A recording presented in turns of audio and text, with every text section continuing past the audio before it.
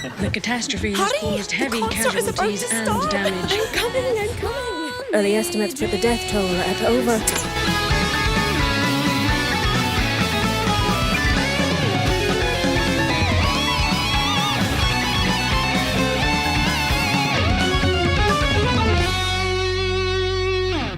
Yes, ladies and gentlemen, Phrolova is here, and that means it's time for a full guide. I'm going to be covering everything you need to know, from her weapons to her echoes to the substats on those echoes you're aiming for. We're going to cover her teams. We're going to cover how to use her in battle, what her rotation looks like, and finally, should you pull for more copies, what's her sequence looking like. So with all that in mind, let's get after it. Starting with the basics, Phrolova is a DPS character whose damage comes from resonance skill, havoc, and heavy attack. You will see this in action when I show her optimal rotation later on, and you'll also understand when I say she is more of an off-field DPS. You can use her on-field. You'll see that in action when we get to her rotation, but I'd start with the basics of what Phrolova is. And from the basics, we move into what weapon works best for Phrolova. It's going to be her signature, Lethean Elegy. You can see here we get crit rate from it, and then its signature skills are attack is increased by 12%.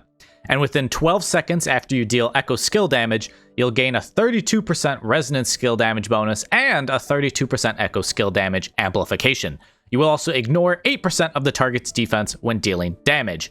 This is by far and away her best weapon, her signature, but if you don't have the pulls for it, or you'd rather save your pulls for an upcoming character and not use them on a weapon right now, there are other options, so let's get to them. Any of the 5-star rectifiers except for Shorekeepers, because hers is worthless for Phrolova as it gives energy regen, and Phrolova is one of the characters in this game that does not use energy at all. Literally no point in having energy regen, but any of the other 5-star rectifiers are going to be good for her, with String Master being her best mathematically, but you can get away with any of them, and the most free-to-play one, of course, being Cosmic Ripples on the standard weapon banner. Some 4-star options, if you're looking for those, we have the Jinjo Keeper, the Fusion Accretion, or the Augment, as it does give crit rate, which is a super nice thing to be able to get, but you do get this from the Pioneer Pass, so something to keep in mind. It'll be easier to get Fusion Accretion or the Jinjo Keeper. And with her weapons sorted, we move on to everyone's favorite part of this game, echoes. What echo sets you're going to need, and then what substats you're going to want to aim for as you sit there and re-roll your echoes endlessly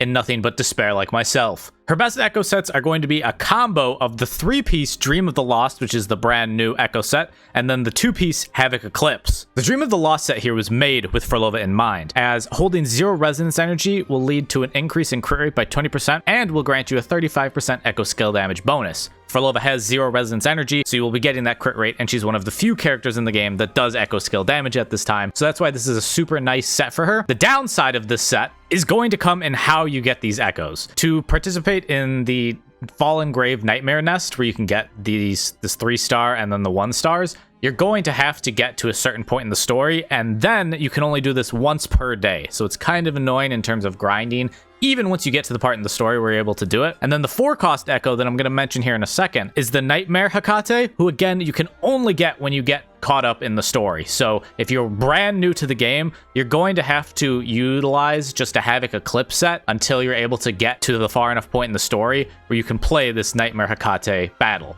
They may change it in the future because I've seen people complain, but as of the time I'm making this video, you have to reach a certain point in the story. And then the 2-piece bonus from your Havoc Eclipse is just going to be Havoc damage of 10%. And now that we have the echo sets and their buffs out of the way, your 4-cost you're aiming for is the Nightmare Hecate for that Dream of the Lost set, but if you're not far enough in the story and you can't get Dream of the Lost, for Havoc Eclipse, your 4-cost you're going to aim for is actually going to be the normal Crownless, as the normal Crownless is going to increase Havoc damage and resonance skill damage.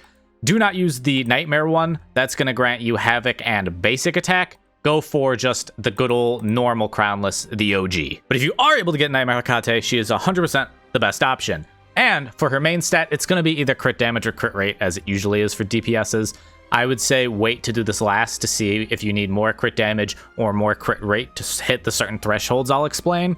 And then also keep in mind your weapon. If your weapon is giving you crit rate, it's probably a better idea for your echo to give crit damage, and if your weapon's giving you crit damage, probably a better idea for your echo to give you crit rate. Now, you'll see here I have 1 3-cost of the Dream of the Lost and 1 1-cost of the Dream of the Lost. You could have 2 3-costs of Dream of the Lost and then 2 1-costs of the Havoc Eclipse, or 2 1-costs of the Dream of the Lost and then 2 3-costs of the Havoc Eclipse.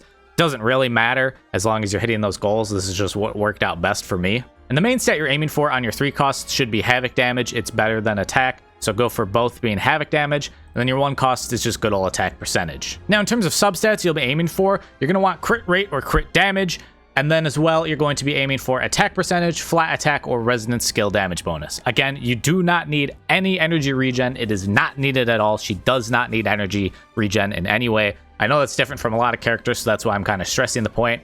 Don't aim for energy regen, just go for the attacks, the crits, and then the resonance skill damage. So what should your stats be looking like when you're done building your echoes? What do you know is like a good amount so you can feel good about your Phrolova? Well, for attack, you're going to want over 2,000 as a number. The higher the better, but don't sacrifice a super high attack for low crit rate and crit damage. You don't want that. So try and get over 2,000 attack, and then your crit rate, you want to try and get as close to 100 as possible.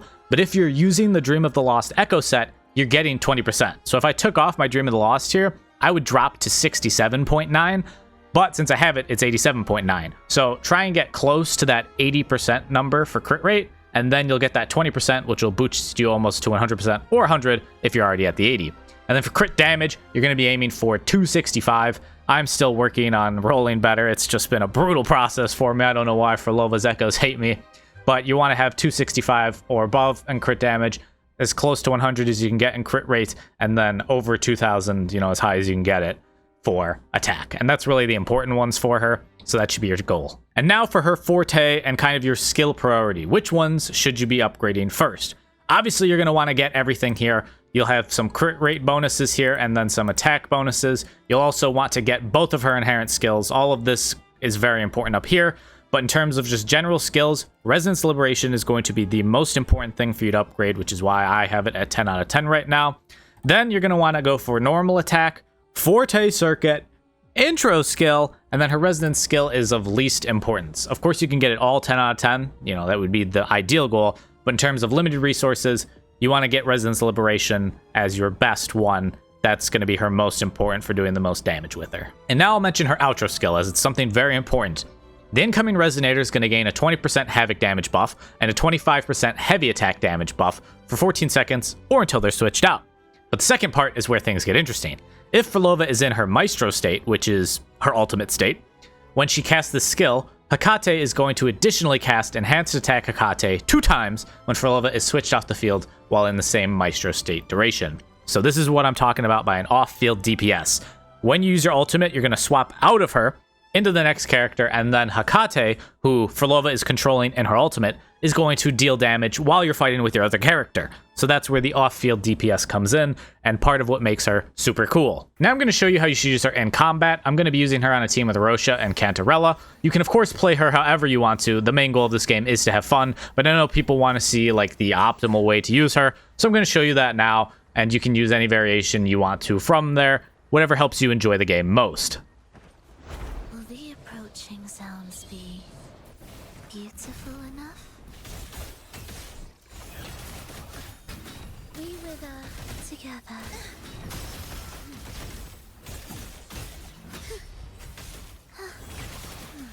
Thus you fall. Heed the echoes. The soul never entombed.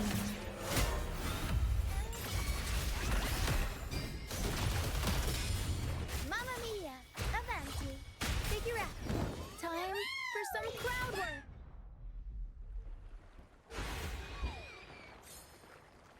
Now for her resonance chain. Should you pull more copies? Is it worth it to pull more copies? First, I'll start with, if you really love Phrolova, go ahead and pull more copies. I have pulled 2 people to max in this game. 2 of my favorite characters being Zani, and then also my wonderful Havoc baby girl, Camilla. And they both hit like absolute freight trains. It makes playing with them so much fun because they do a bajillion damage. So if you go and get Phrolova maxed out, she's going to hit like a freight train, and you're going to enjoy it. If you're just wondering for meta purposes, should you pull for more copies? Honestly, I think you can get away with just getting her S0 and then getting her weapon, and it'll be a dream come true. You'll be able to use her in every mode, to be honest. You could use just about any character at S0 in every mode, as long as you're skilled enough at the game.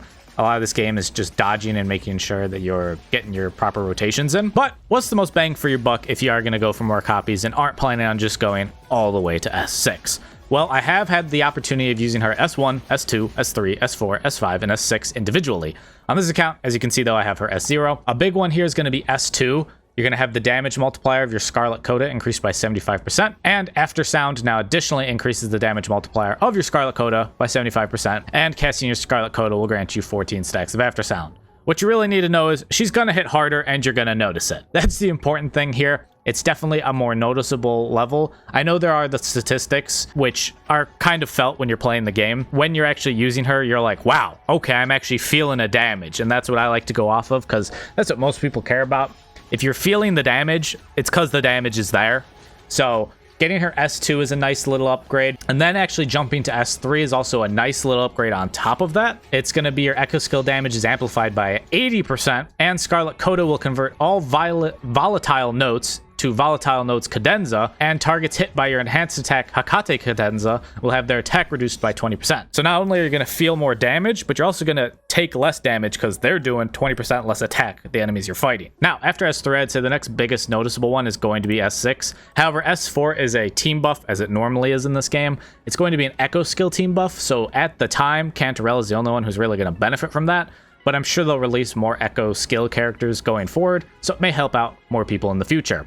And then there's S6 when you're going all the way, which is easier in Wuthering Waves with the exchange shop. It's going to make her hit like a freight train. You're going to feel her absolutely just run through every single character in the game. It's going to make fighting the hardest difficulty bosses and whatnot in the game super easy in comparison to if you're just using her S0. And now to round this video out, what are Phrolova's best teams? You can of course use her with whoever you want to, but in terms of the best synergy, it's going to be the team of Phrolova, Roccia, and Cantarella.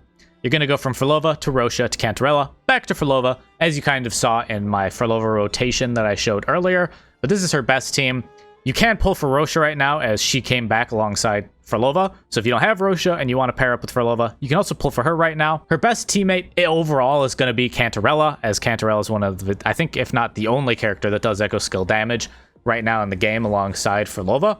So if you don't have Roccia, but you have Cantarella, another team you could build out is Phrolova, Cantarella, and then either Shorekeeper or Havoc Rover or Ranger Donjin. The Havoc Rover, Ranger Donjin are going to be sub DPSs that are replacing Roccia, and then Shorekeeper is just going to be a general overall buffer slash healer, as she is on every single one of her teams, which is, I feel, you can use her on every team in the game. But those are some other options if you have Phrolova and Cantarella. If you just have Phrolova and Roccia, you could pair them up with either a Shorekeeper, is probably going to be your best bet, or you could run a Verena in there. If you're brand new to the game and you just started and you just got Phrolova and Roccia, and then you don't have any other like 5-star characters, you could throw in then either Ranger Donjin, the Havoc Rover, or if you just want the healing, you can throw in Baiju. But then there's some other fun teams you can use, actually.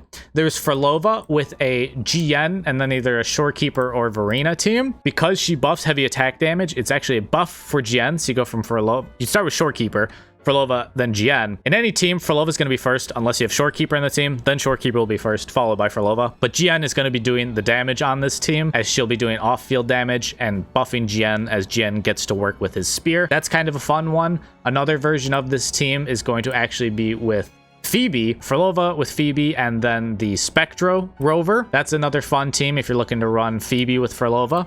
Something else in there, and then Phrolova, Donjin, and the Havoc MC is going to be your best free-to-play team. Now, I hope this video helps you out and you're able to get the most out of your Phrolova. As always, if you have any questions, feel free to leave them in the comments, and I will do my best to answer them as quickly as I possibly can. If you enjoyed the video, though, make sure you leave a like and subscribe for more Wuthering Waves content, and I'm wishing you all the very best and happiest days, and I hope to catch you in the next video.